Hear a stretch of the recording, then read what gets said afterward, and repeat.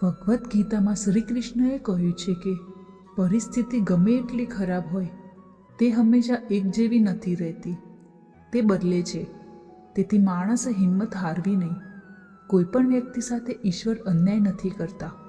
ઈશ્વર વ્યક્તિને ત્યારે જ બધું આપે છે જ્યારે તે લાયક થાય છે.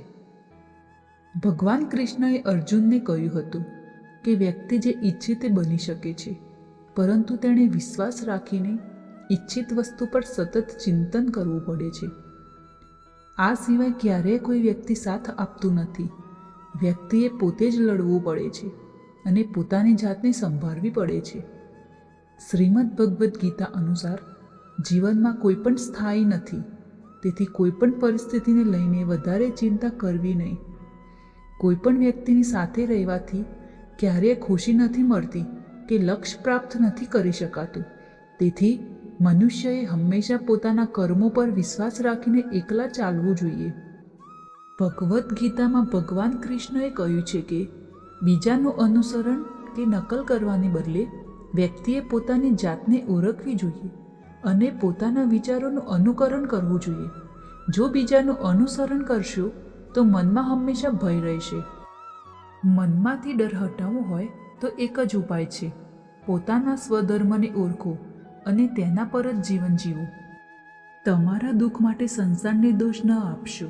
તમારા મનને સમજાવો, કારણ કે મનનું પરિવર્તન જ તમારા દુઃખનો અંત છે. આ સંસારમાં જોવા માટે ઘણા બધા સુંદર સ્થાન છે, પણ સૌથી સુંદર સ્થાન છે બંધ આંખોથી પોતાની અંદર જોવું.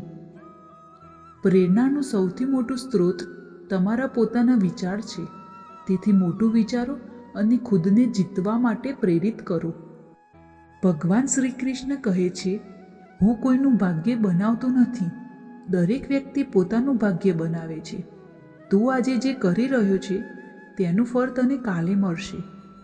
આજે જે તારું ભાગ્ય છે એ તારા પહેલાં કરવામાં આવેલા કર્મોનું ફળ છે. જે થયું જ નથી એની તું ચિંતા ના કરીશ. હું કરીશ એ જે તે વિચાર્યું પણ નથી.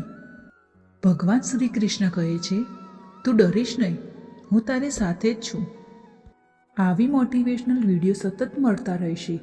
વિડીયો પસંદ આવે તો લાઈક અને શેર કરો અને નવા વિડીયો માટે સબસ્ક્રાઈબ કરો. બેલ આઇકન દબાવવાનું ભૂલશો નહીં.